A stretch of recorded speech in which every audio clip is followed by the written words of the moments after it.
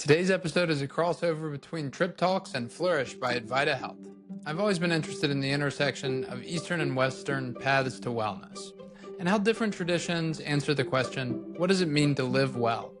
Ayurveda is one of those systems I've been curious about for a long time. It offers a framework for self-care and balance that looks very different than what we may grow up with in Western culture. In this conversation, I sit down with Kate O'Donnell, author and longtime Ayurvedic practitioner, to explore what Ayurveda looks like in real life. Kate has a gift for translating this ancient wisdom to something practical, from how we eat to how we move throughout the day. Whether you're new to Ayurveda or simply interested in different ways of understanding health and wellness, this one's for you. Today, I am excited to speak with Kate O'Donnell. Kate began traveling to India at the age of 20 and has done more than a dozen extended trips to India and 25 years studying the wisdom traditions of the subcontinent, and those support Kate's practice of yoga and Ayurveda. Kate O'Donnell is the author of 4 Ayurveda cookbooks, including the Everyday Ayurveda Cook, and she is a nationally certified Ayurvedic practitioner and founder of the Ayurvedic Living Institute. Kate, welcome to the pod. Thanks for having me. Happy to be here. Well, I'm excited to talk to you. I am definitely not an expert in Ayurveda, but thankfully you are. But just to kick this off, we crossed paths first when my now wife was practicing yoga with you up in Boston, and had the opportunity to practice with you a few times there. And then you all moved to Portland, Maine. And I'm just curious, are you still involved in yoga at all, or has most of your focus shifted to Ayurveda? Yeah, I mean, professionally, I taught yoga full-time, Ashtanga yoga, for at least 12 years. And when we moved our geography, I stopped teaching. So my community was in Boston.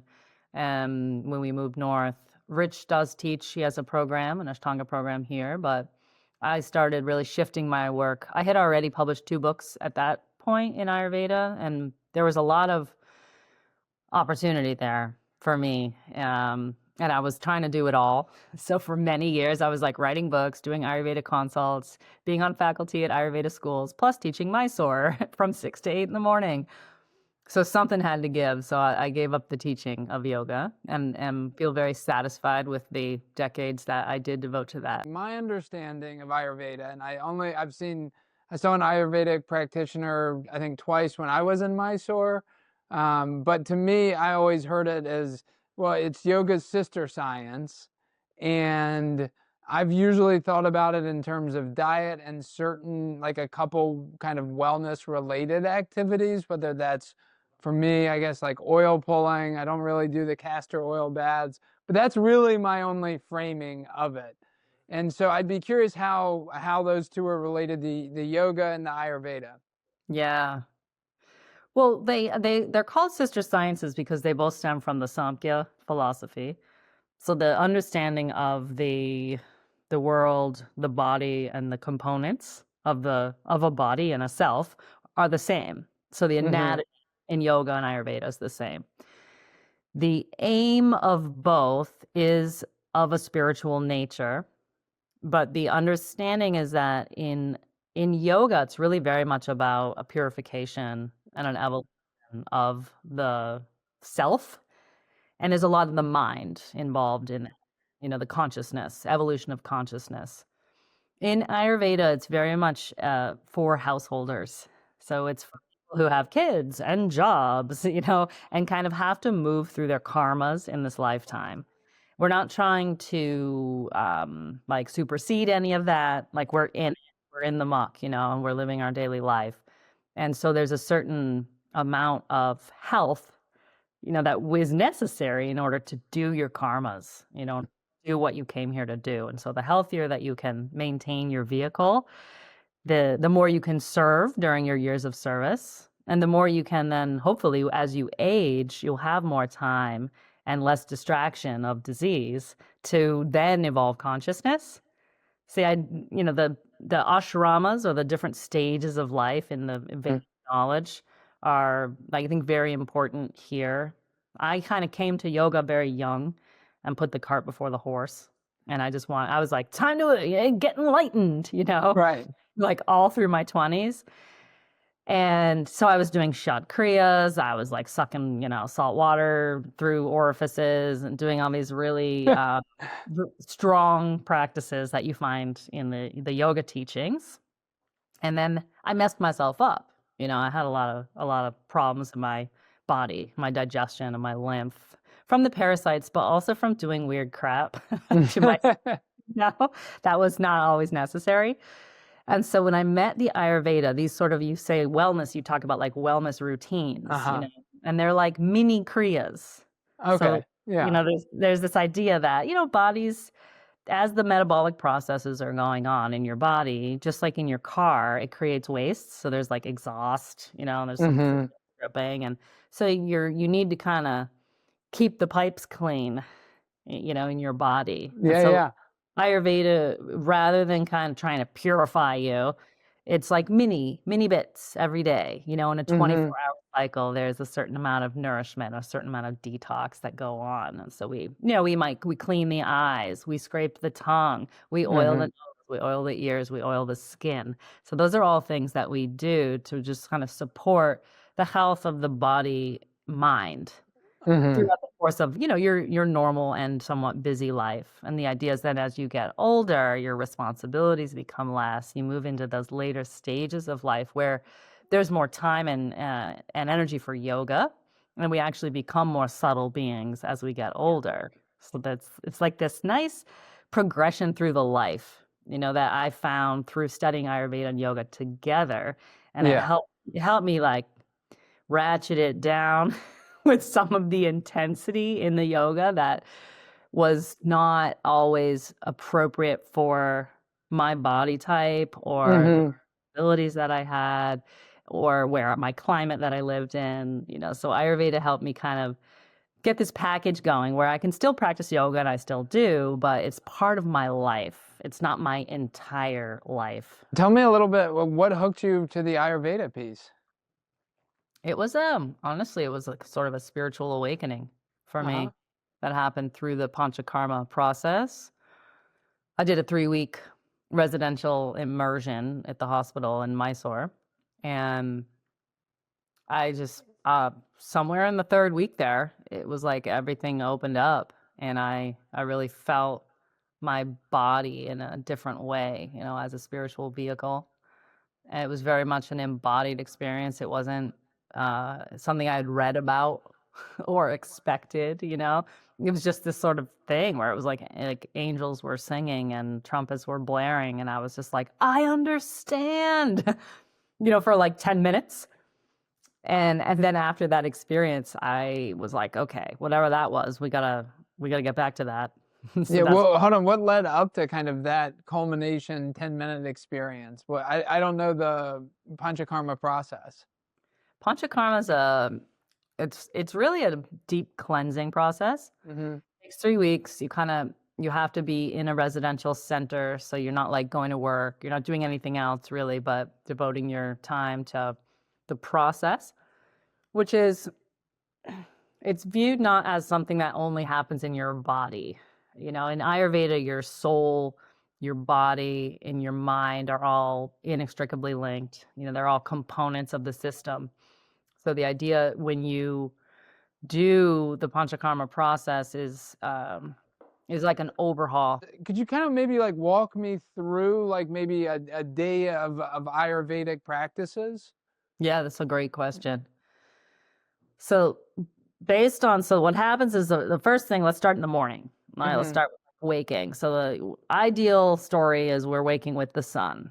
So we're always rowing our boat with the rhythms of nature. So for those in the northern climes, that will change. The timing of it will change, but you're kind of getting up around the sun.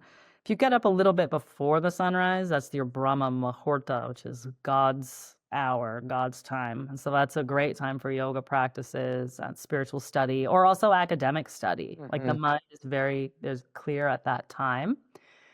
And then once you wake, you want that clear quality to also move into the bowels and urinary tract. So the ideal is that there's time in the morning for pooping and peeing. And then we do the purification of the sense organs. So that's your tongue scraping, you rinse it with cool water. We apply a little oil to the ears, the nose, the skin, then you do your bathing.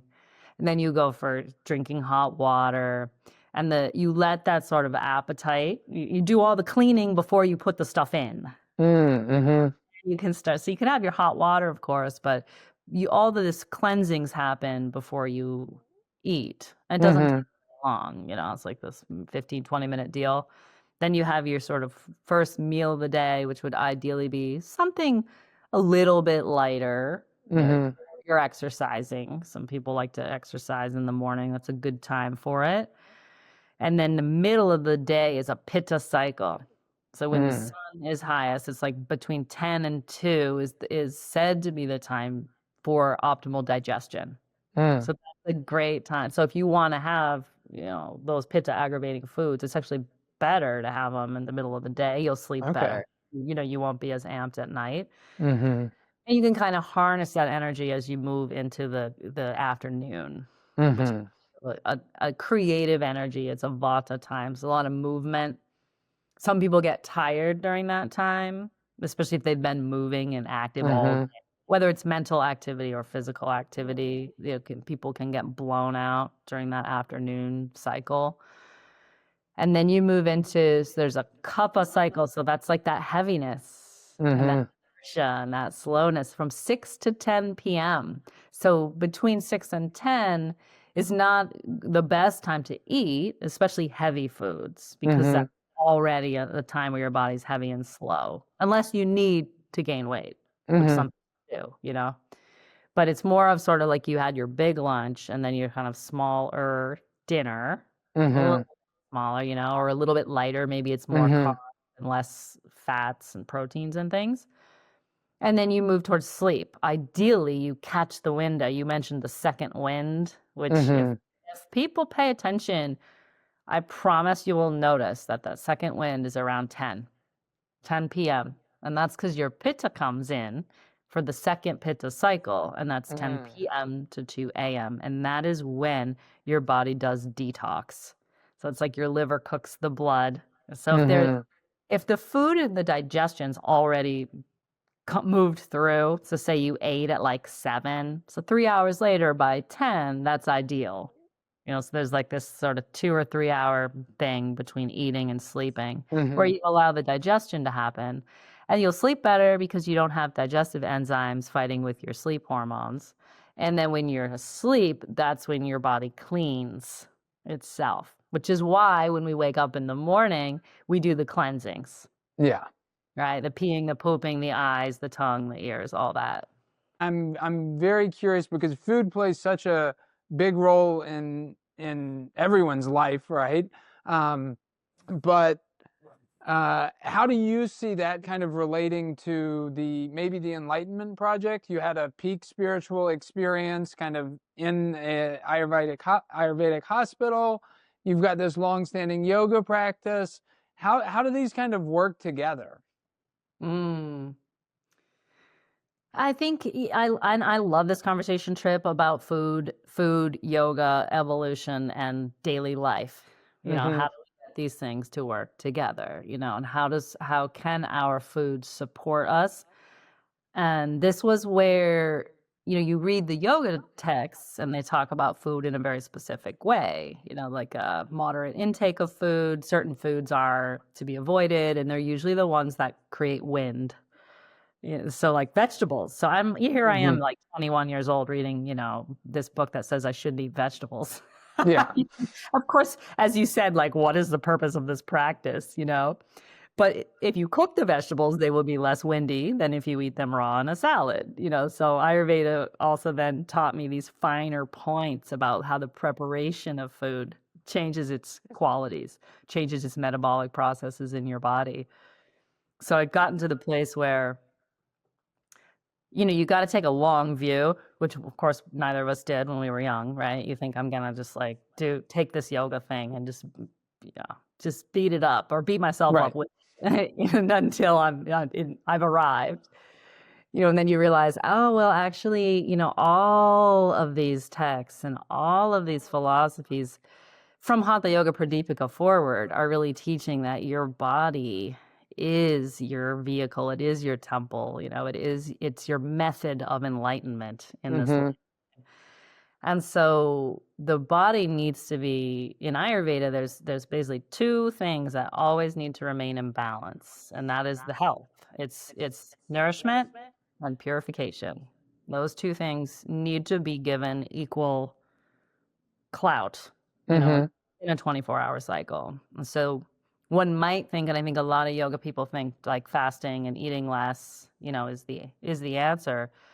But depending on the kind of practices you're doing, you can actually create health problems by not nourishing the body, because your vessel needs to hold the energy that the yoga creates, and that's how you change consciousness and evolve. But if your body's not up to that task, you're just going to burn. You're going to burn up like a shooting star.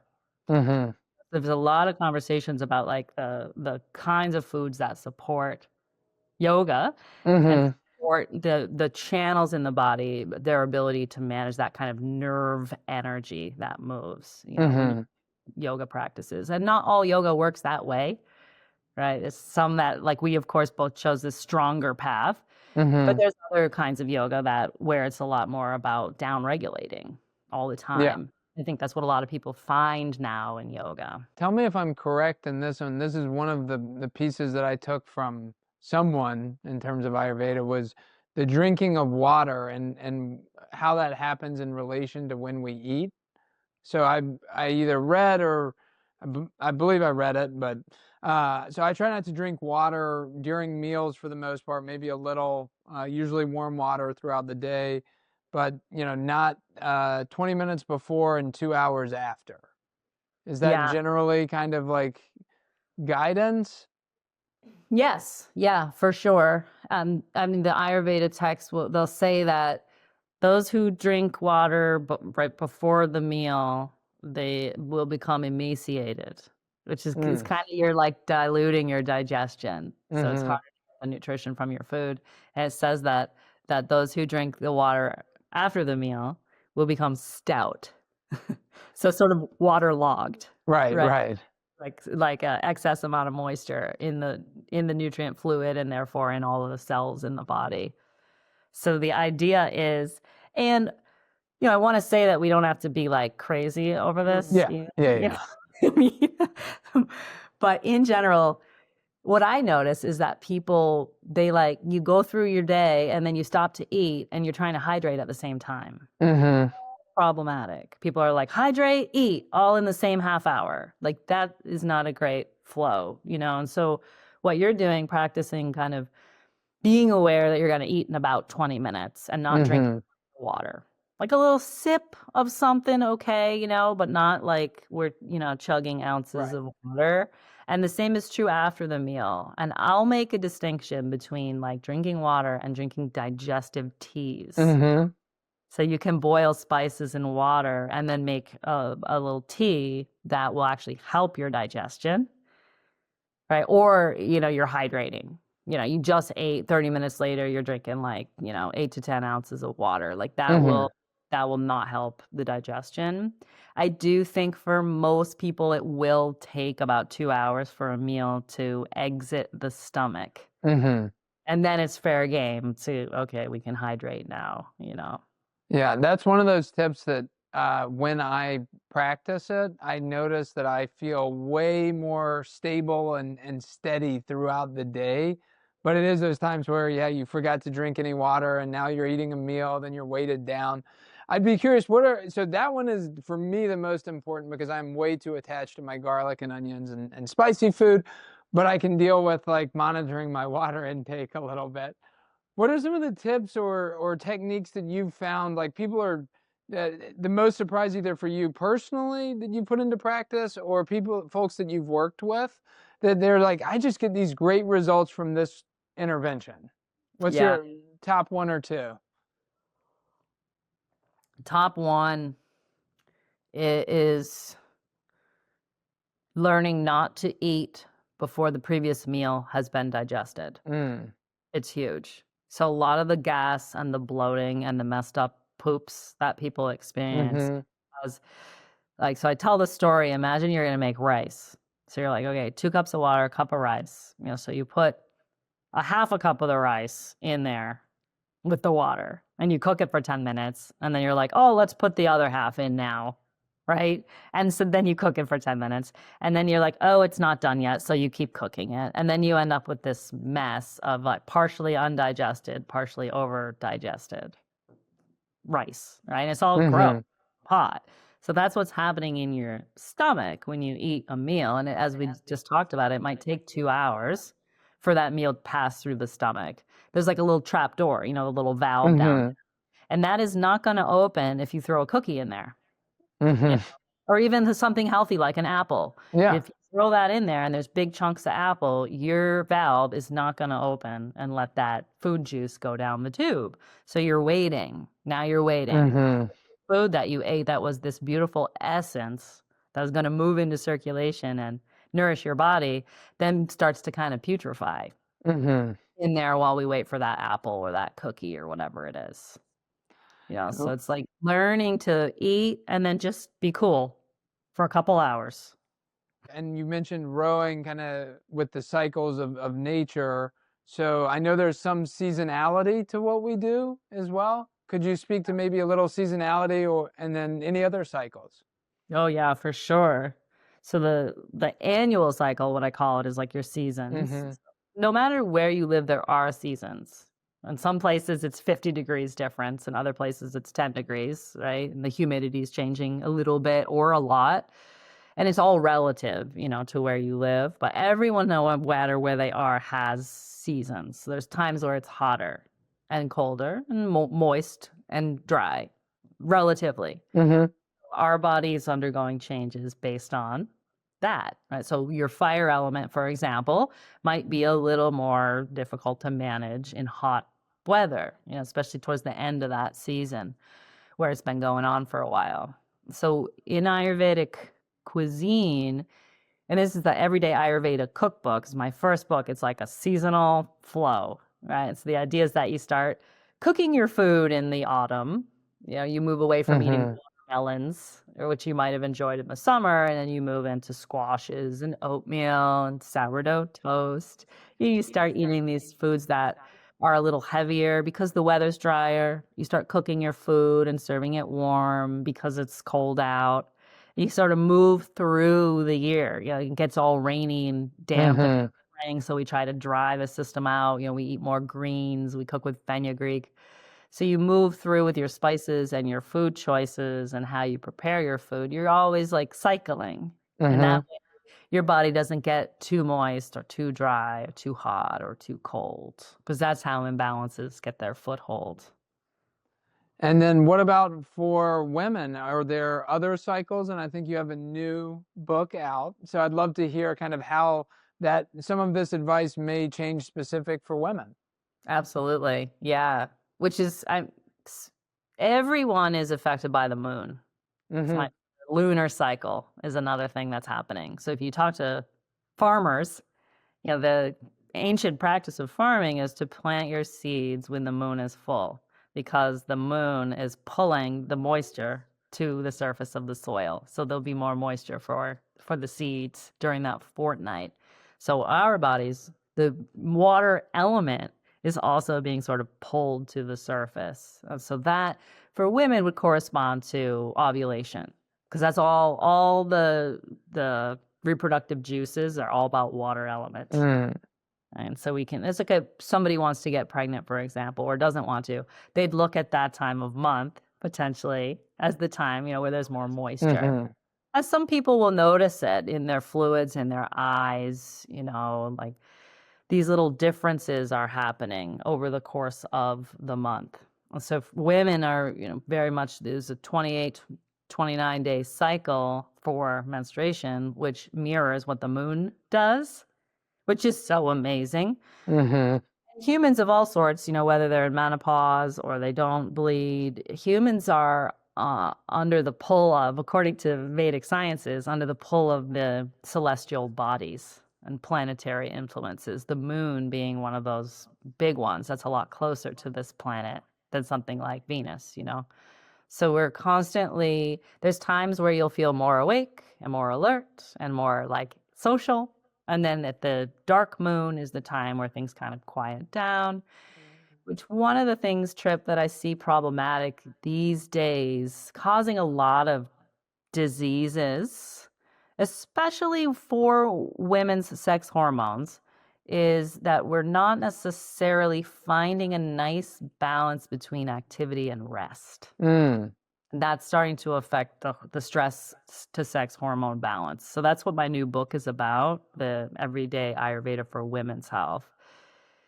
And it's this, the thing about the bright moon and the dark moon is it kind of sets, if you gently observe that and kind of follow along with that, which in the yoga traditions, you always know if it's a full moon or a new moon, because you practice differently around those times. That's what we were taught. So you know there's a time where you're going to be like gangbusters, jamming, doing stuff, getting stuff done. And then there's a time where you might feel more tired, like it's a time to let the soil be fallow and just kind of, maybe you want to sleep more. So if we were enjoying a cycle like that, let's say 2 weeks moving towards like an up vibe and then 2 weeks towards a down vibe, the idea is that we get that balance between nourishment and purification, between activity and rest. And that's the basis of our health. For me, I feel like the routines I'm thinking about a lot are like, when does the voice in my head settle down? What are the causes and conditions that lead up to that? And I would imagine Ayurveda has a lot to say about what we're doing with our bodies besides asana practice. So I'm very curious, like what, for me, I'm interested in, again, calming down a little bit or being more peaceful. If I were coming for an Ayurvedic consult, like where would we begin that's why I came to you? Yeah. Well, you're ahead of the game because you already see this, the story that's happening in your mind and body. And there's the desires that are driving you, in a certain direction. And then there's this kind of like backlash, from your movements towards what you desire. The thing that struck me about Ayurveda very early on was how much you can create change in the substratum of the body to support the more subtle aspects of yourself. So I feel like from Western science, we're going to say the mind is over here and the body's over here. Right? So like chill out, calm down, right? And like not be trying to do everything all the time. He just wants to be more mellow. But I'm not going to look just at your mental fields. I'm also going to, are there conditions in the substance of the body that are feeding that energy? Right. So it's like fire, we'd say fire element is the issue here, right? Maybe he's like, I've got a little too much raging fire and we want to kind of take that down a notch. And what you find is that we can do that through, applying substances to your body that cool fire, changing the diet. So maybe there's things you're eating or drinking that are encouraging that kind of sharp, mobile, intense energy. We switch out some of that stuff. We can use herbal medicines that manage, again, that fire element, and all these things, they then create ideal conditions and so whatever's going on in your mind, that desire that's driving you and the things that you're moving towards, that all, your ability to see that all just becomes so clearer. Because it's like we just, there was like a fire in your backyard and we just like put the hose on that. So then you're like, the smoke clears and then you're like, okay, now what do we have? Now what is the energy in my body? And where, is calmer? Am I still driving with the same intensity? So there's so many avenues. Usually it's going to have to do with your sense organs. Those are one of the big foundations in Ayurvedic health. And so we'd look at, the input for your senses, like how much screen time is there? How much are we listening to podcasts? How much are we, talking? How much are we taking in? How much are we putting out? And so we'd look at that. What times of day you're doing that? If you're doing some of that stuff in the middle of the night, that's going to be problematic for this pitta. Right? It will balance itself during that pitta time of night.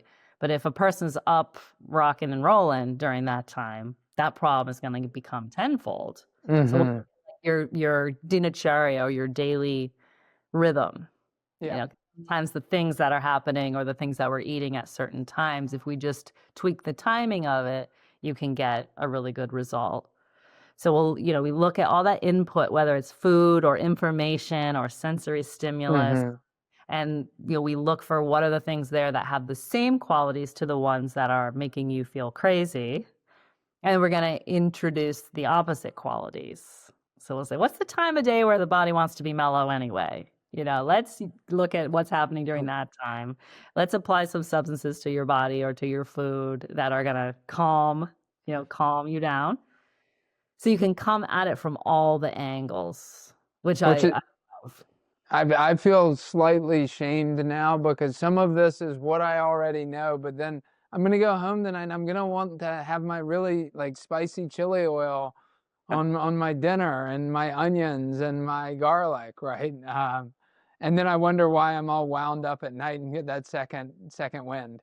What's from your practice or experience, the overlap maybe that you've seen with, again, I think we talked about, sometimes coming to these practices, we can approach it maybe dogmatic and rigidly, as opposed to just like, again, being in the flow of things and working with our cycles.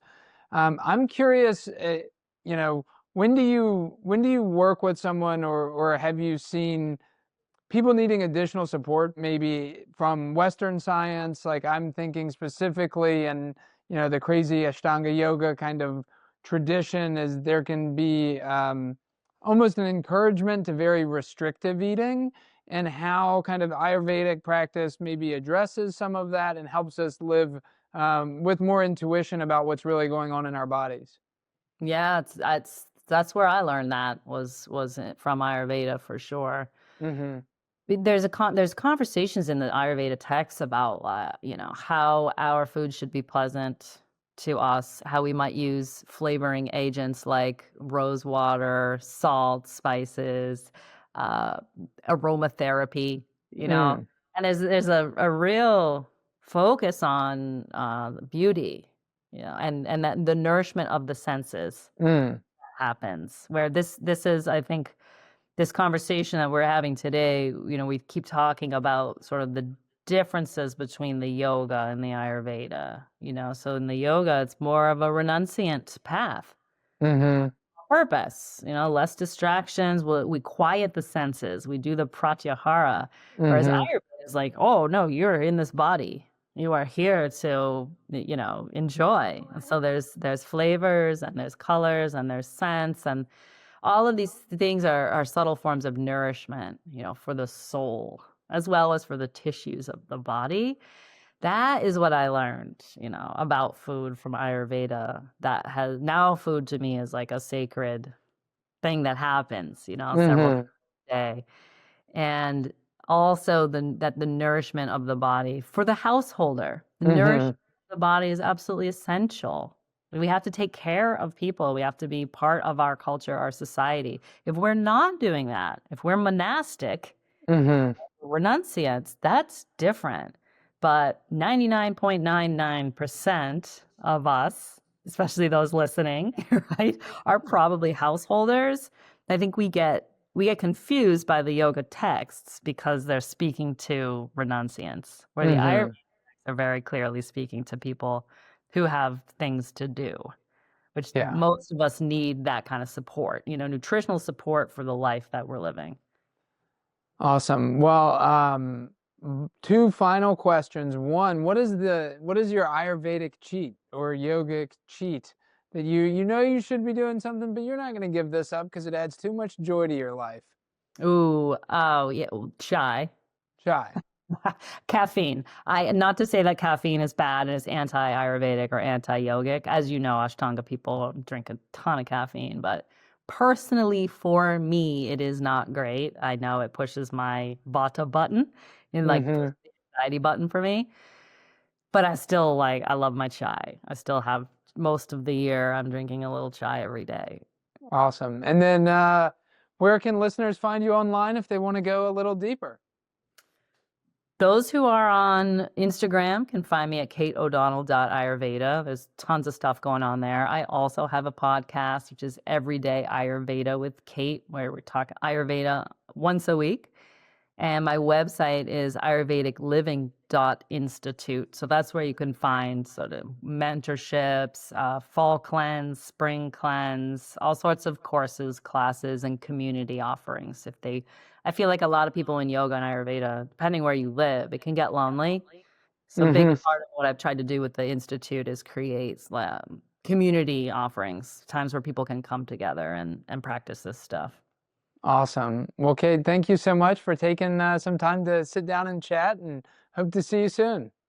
Thanks for having me. Great to see you. Bye. Bye. Thanks for listening to Tripp Talks. If you enjoyed this conversation, please share it with a friend, leave a review in your favorite podcast app, and subscribe to What a Trip on Substack. You can find it at trippjohnson.substack.com. That's TrippJohnson.substack.com. Thanks a lot.